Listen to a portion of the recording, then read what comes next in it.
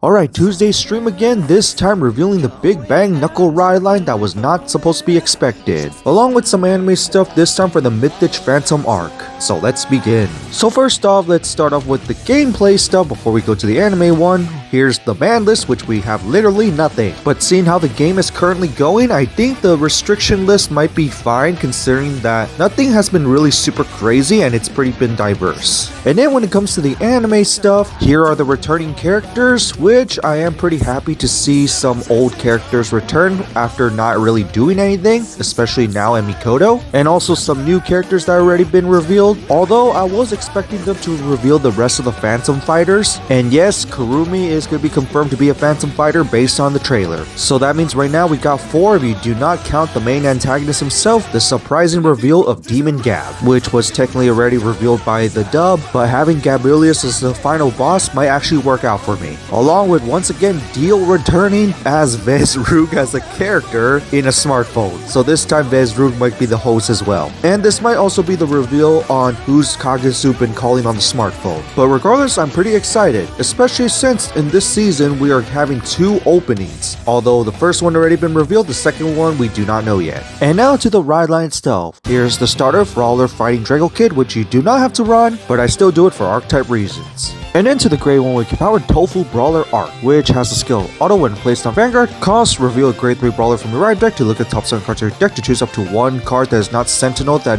belongs to a clan. Reveal it and then put it to your hand, and of course shuffle your deck. Too bad technically this is Brawler restricted, but it is nice that you can search for any Narukami card. With the second skill where it's not really going to be used because count rearguard during turn if you have at least a grade 3 Vanguard Brawler plus 2k, so typical ride line that just pluses you. And then we go to the grade 2 with 10k power, Brawler Big Bang / Dragon, which has a skill Auto when placed on Vanguard. Choose at least a grade 3 Big Bang Knuckle from your right deck, and either that or your at least grade 3 Vanguard is Big Bang Knuckle. This will make sense with the D Legion because you're going to have 2 Vanguards, one going to be this one. Cost, Soul Blast 1, draw a card, and it was placed during the D Legion. Choose one of your opponent's back row rearguards and move it to an open front row. This is because the playstyle of this deck is literally going to be attacking multiple units at the same time once again, but it's going to be attacking only front row only, so more restricted than Vermillion, spoiler alert. Additionally, you get this skill into the end turn. All your front row units get plus 5k power. So just a typical draw during your grade 2 turn, but in the D Legion turn, that's a lot of extra stuff basically. Although it doesn't exactly do too much, I do like the extra power gain that it gives, and also being able to move the back row stuff to the front row, plain old typical Narukami basically. But in addition, it has a second skill where Auto when placed on rearguard while your Vanguard is a Brawler, cost count blast 1, draw a card, which is always fine. With the third skill, count rearguard during turn. If you have at least a grade 3 Vanguard, this unit gets plus 5k power for every Vanguard Brawler. Basically solo Vanguard plus 5k, but if you have a Legion form, plus 10k.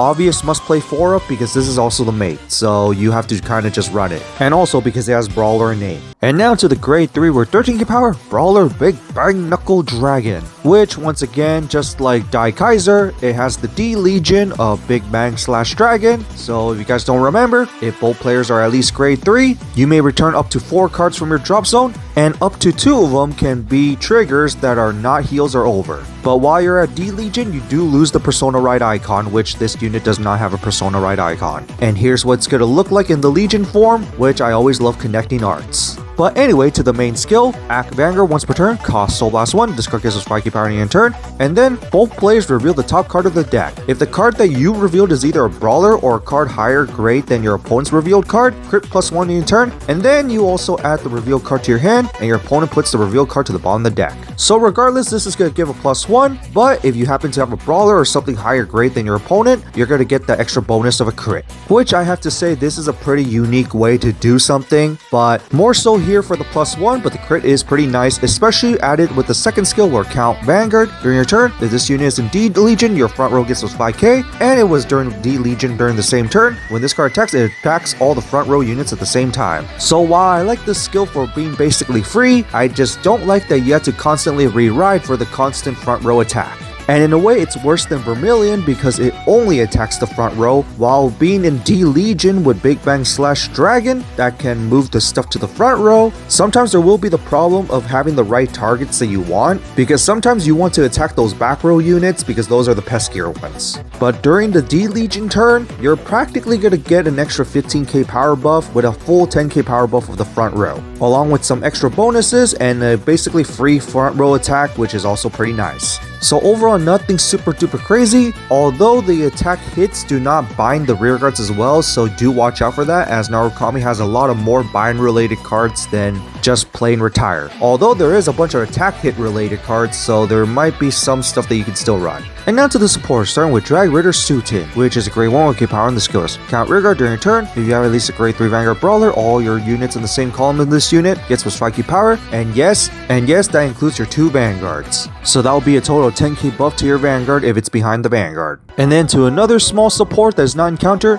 Agony Glow Dragon, which is grade 2 with 10k power in the skills. Count rearguard when this card attacks. If you have at least a grade 3 Vanguard Narukami, cost Soul Blast 1, this unit gets plus 5k power in the inner battle, but if your Vanguard hits this turn, plus 10k instead. Nice that it's also flexible with Vermillion, and it is technically doable with the 10k power buff, although I think you have better stuff to run than this. And now to the encounter stuff for Brawler, threatening Brawler Coma, which is a grade 1 with power in the skills. Auto, when placed on rearguard, if you have at least a grade 3 Vanguard Brawler, your opponent cannot intercept during the turn. This is always helpful, especially when you're nuking the whole board during battle, especially if you're doing the Vanguard attack last, which, spoiler alert, you are going to have multi-attack in this deck. With the second skill, Auto Rearguard, at the end of battle, this unit boosts a Vanguard that is Brawler. Cost, put this card to Soul to look at top 7 cards of your deck to choose up to 1 card with the same card name as your Vanguard, reveal it, and then put it in your hand, of course shuffle your deck, which could even be the Legion made if you need to, but you're mainly trying to look for your extra copies of your quote-unquote Persona ride to re-Legion. But regardless, this is a pretty good card to run.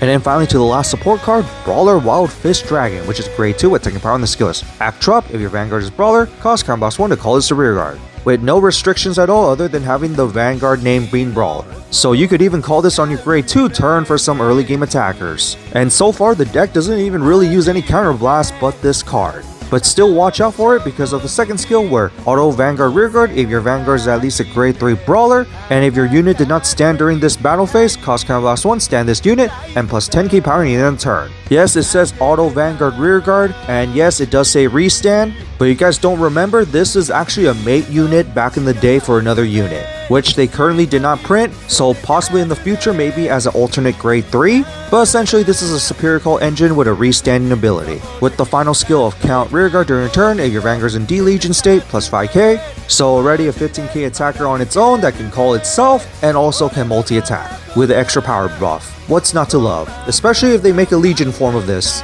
And finally, here's the secret rare, which always looks pretty nice. And next week, we're going to get Ganslot revealed along with a Nationless Overtrigger, which is probably more Griffle-Gila related, hopefully. Along with the Master Deck set reveals, which I do hope there is some new cards, especially if it's a Regalis piece, along with Vital reprints.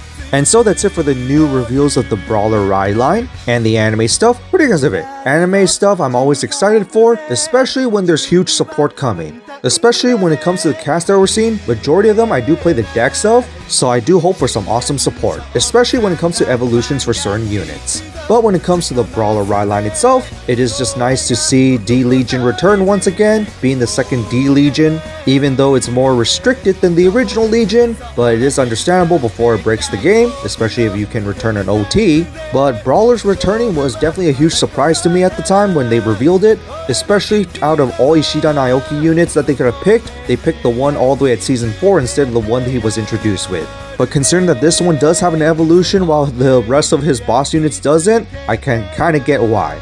It's just too bad it still plays similar to Vermillion though, but at the same time it works since old support can work with it. But other than that, that's it for this, and see you all next time.